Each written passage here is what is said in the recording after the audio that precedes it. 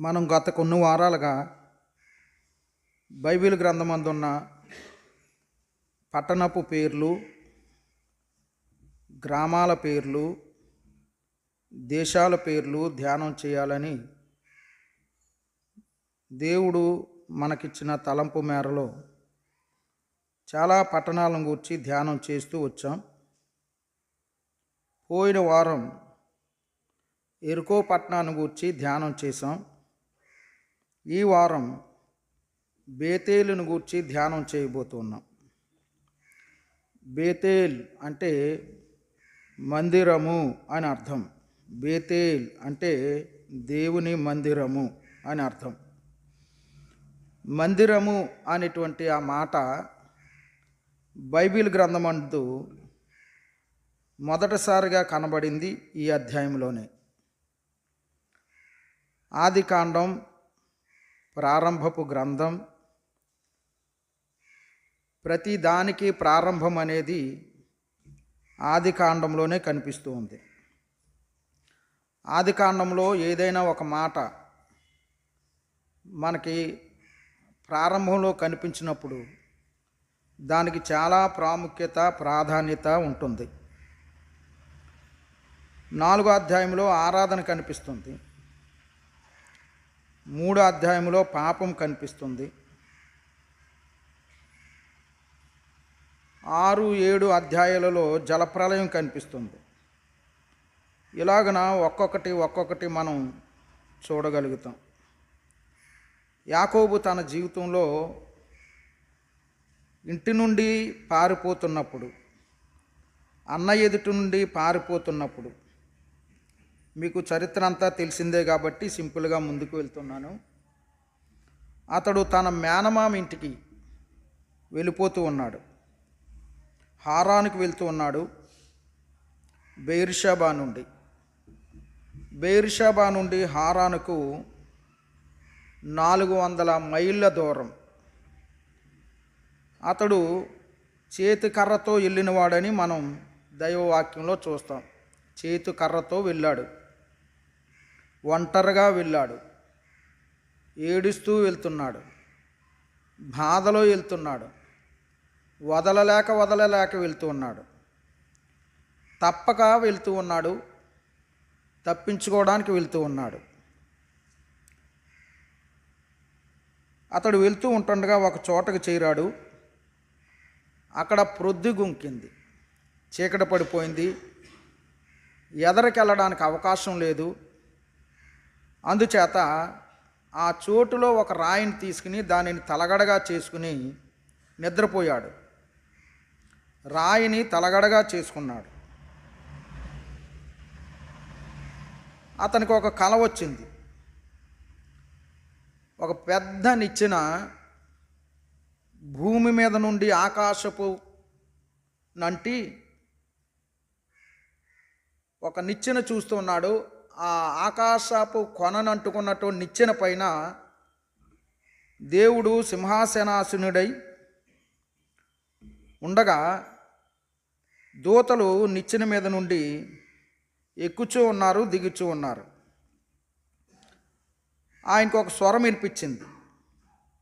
నేను నీ తండ్రి అయిన అబ్రహాము దేవుడను, ఇస్సాకు దేవుడనైన యెహోవాను.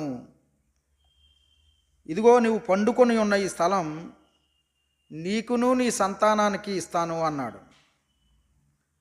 నీ సంతానం లెక్కకు ఇసుక రేణువులగును అన్నాడు. తూర్పు తట్టు, పడమర తట్టు, ఉత్తరం తట్టు, దక్షిణపు తట్టు నువ్వు వ్యాపిస్తావు. భూమి యొక్క వంశములన్నీ కూడా నీ మూలముగాను నీ సంతానం మూలముగాను ఆశీర్వదింపబడును అన్నాడు.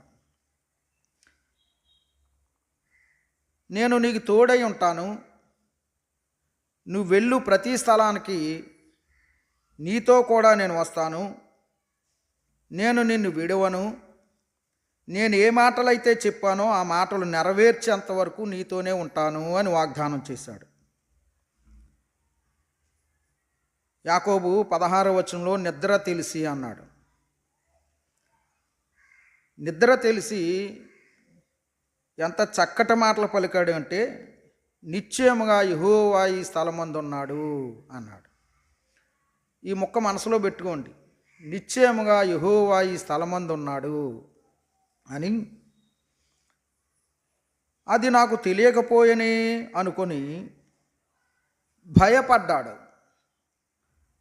భయం కలిగింది. ఈ స్థలము ఎంతో భయంకరము అన్నాడు. భయపడ్డాడు.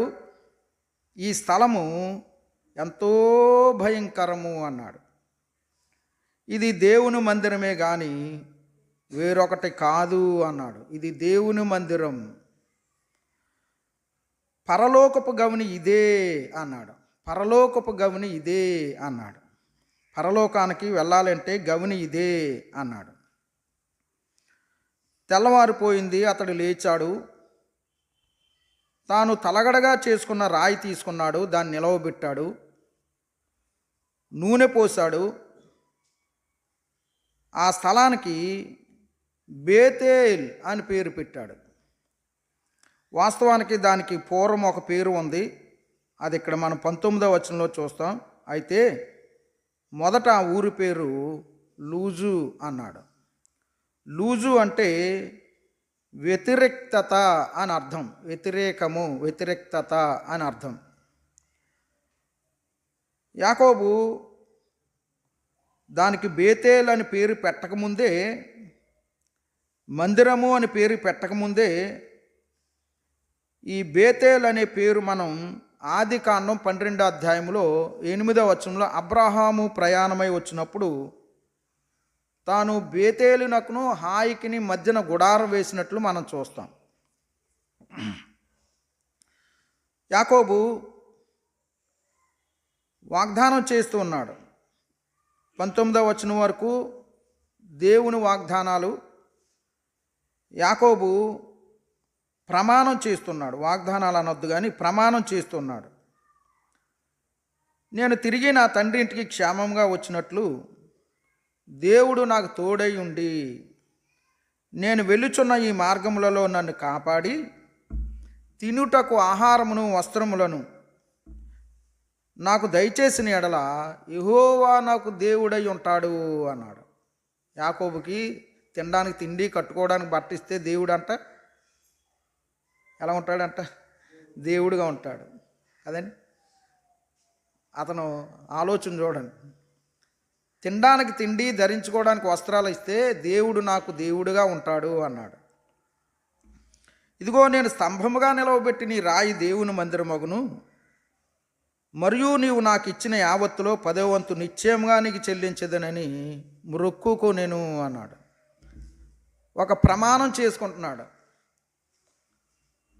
10వ భాగం కూడా ఇస్తానన్నాడు. 20 సంవత్సరాలు కష్టపడ్డాడు. గొర్రెలను సంపాదించాడు, ఒంటెలను సంపాదించాడు, బంగారం సంపాదించాడు, దాసదాసీలను సంపాదించాడు, ఆవులను సంపాదించాడు, ఆబోతులను సంపాదించాడు, ఒంటెలను సంపాదించాడు. కానీ ఎప్పుడూ దశంభాగం ఇవ్వలేదు. 20 సంవత్సరాలు కష్టపడ్డాడు. అన్న మాటను మర్చిపోయాడు. సరే, ఆ సంగతి ప్రక్కన పెడదాం. యాకోబు జీవితంలోకి వెళ్ళినప్పుడు అది ధ్యానం చేద్దాం. యాకోబు ఆ స్థలానికి బేతేల్ అని పేరు పెట్టాడు. బేతేల్ అంటే దేవుని మందిరం. ఇది యాకోబు, అబ్రహాము ఈ పట్టణానికి పేరు పెట్టకముందు లూజు అనే పేరు ఆ పట్టణానికి కలిగి ఉంది. ఇది హిత్తీల దేశమందు కట్టబడిన ఒక పట్టణం. అప్పటికి హిత్తీలు అక్కడ నివాసం చేస్తూ ఉన్నారు. కనాను దేశంలో ఇది ఒక ముఖ్యమైన పట్టణం. ఇది యెరూషలేమునకు ఉత్తరాన 12 మైళ్ళు దూరంలో ఉన్నటువంటి పట్టణం.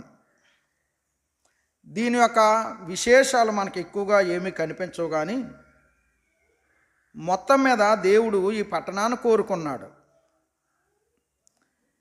ఈ పట్టణాన్ని ఇష్టపడ్డాడు. అక్కడే మందిరం కట్టబడింది.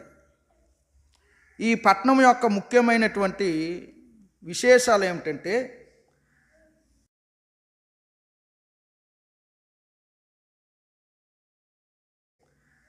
12:8 అబ్రాహాము గుడారం వేసిన స్థలం ఇది. అబ్రాహాము తాను ప్రయాణం చేసి దేవుని వాగ్దానం మేరలో వాగ్దాన దేశంలో అడుగుపెట్టిన తర్వాత బేతేలుకును తూర్పుకుని హాయ్ అనేటువంటి పట్టణాల మధ్య గుడారం వేశాడు. ఇదిగో ఇప్పుడు మనం చదువుకున్నటువంటి 28 అధ్యాయంలో యాకోబుని దేవుడు దర్శించిన స్థలం. యాకోబుని దేవుడు దర్శించిన స్థలం. యాకోబు ఈ స్థలానికి దేవుని మందిరము అని పెట్టిన స్థలం. ఇక్కడే యాకోబు ఒక రాయిని నిలవబెట్టి దానిని దేవుని మందిరం అని చెప్పిన స్థలం. ఇక్కడే నువ్వు నన్ను కాపాడితే, నాకు ఆహారం ఇస్తే, వస్త్రాలు ఇస్తే నువ్వు నాకు దేవుడిగా ఉంటావు, నువ్వు నాకు ఇచ్చిన యావత్తులో కూడా నేను దశంభాగం ఇస్తానని ఒక నిర్ణయం, ఒక ప్రమాణం చేసుకున్న స్థలం. యాకోబు కుటుంబంతో కలిసి ఆరాధించిన స్థలం.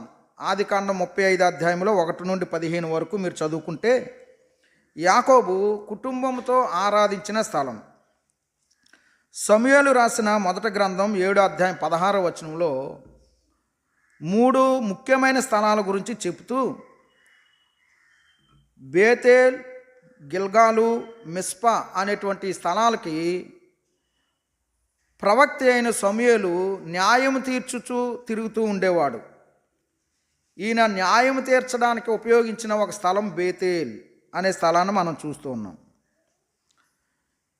ఈ స్థలంలో దేవుని మందిరం అనే మాట చూస్తున్నాం. దీనికి దేవుని మందిరం అని పేరు ఉంది. దీనికి యాకోబు ఒక మంచి పేరు పెట్టాడు. 35వ వచనంలో అధ్యాయంలో కుటుంబంతో కలిసి ఆరాధించడానికి వెళ్ళినప్పుడు ఈ స్థలానికి 35:7 ఏల్ బేతేల్ అని పేరు పెట్టాడు. ఏల్ బేతేల్ అంటే బేతేలు దేవుడు అని అర్థం. ఏ దేవుడు? ఈ దేవుడు బేతేలు దేవుడు అని అర్థం కదండి. బేతేల్ అంటే దేవుని మందిరం అని అర్థం. క్రొత్త నిబంధనలో మనం ఈ సత్యాన్ని ఎక్కడ గ్రహిస్తామంటే సంఘమునకు దేవుని పేరు పెట్టబడింది. దేవుని సంఘము, క్రీస్తు సంఘము, పరిశుద్ధుల సంఘము, జ్యేష్ఠుల సంఘము, సంఘానికి ఈ పేర్లు పెట్టబడ్డాయి. ఈ పేర్లలో ఒక పేరు ఏంటంటే దేవుని సంఘము అని అర్థం. మందిరం అనగా మనం పేజీల తర్వాత తిరగద్ది. మందిరం అంటే మనం ఏం చేస్తామంటే ఈ అక్షరార్థమైన మందిరం చూస్తాం. వాస్తవంగా పూర్వకాలమందు ఈ మందిరాలే ఉండేవి. గుడారాలలో లేకపోతే కట్టబడిన మందిరాలు, స్థిరమైన మందిరాలు, చుట్టుబడి తీసుకువెళ్ళిన మందిరాలు ఉంటూ ఉండేవి. క్రీస్తు శకంలో 3వ శతాబ్దం వరకు స్థిరమైన మందిరాలు లేవు. అంటే యెరూషలేములోనే మందిరం ఉంది, బేతేలులో మందిరం ఉంది, ఇక ఎక్కడా కూడా మందిరాలు లేవు. చెదరపోయిన వారు సంఘాలు కట్టారు. ఆ సంఘాలు అభివృద్ధి చెందిన తర్వాత చిన్న చిన్నవి వారి స్థాయికి తగ్గట్టుగా మందిరాలు కట్టుకున్నారు. 3వ శతాబ్దం తర్వాత మందిరాలు ఏర్పాటు చేయబడ్డాయి. ఈ మందిరాలు సొలొమోను కట్టిన, ఇప్పుడు మనం కట్టుకున్న ఈ మందిరాలు కేవలం మనం కూడుకోవడానికి మాత్రమే. ఇది మనసులో పెట్టుకోవాలి. కేవలం మనం కూడుకోవడానికి, ఆరాధించడానికి, ప్రార్థించడానికి. క్రొత్త నిబంధనలో అక్షరార్థమైన మందిరాన్ని, పాత నిబంధనలో అక్షరార్థమైన మందిరాన్ని, క్రొత్త నిబంధనలో 2 సత్యాలు చెప్పాడు. మీ దేహము దేవుని ఆలయం అన్నాడు. ఇప్పుడు మందిరం అంటే మనం దేన్ని చూడాలి? దేహాన్ని చూడాలి కదండి. దేహమే ఆలయం. ఇది మనం కూడుకోవడానికి, దీనికి ప్రక్కన పెట్టేయండి. మందిరం అంటే ఏమిటంటే మన దేహమే దేవుని ఆలయం. తిమోతి పత్రికలు అన్నాడు, దేవుని మందిరములో అనగా జీవము కలిగిన దేవుని సంఘములో అన్నాడు. మందిరం అంటే ఏది? సంఘమే. క్రొత్త నిబంధనలో ఈ రెండింటిని మీరు మర్చిపోకూడదు. మన దేహమే దేవుని ఆలయం, సంఘమే దేవుని ఆలయం అనే మాటలు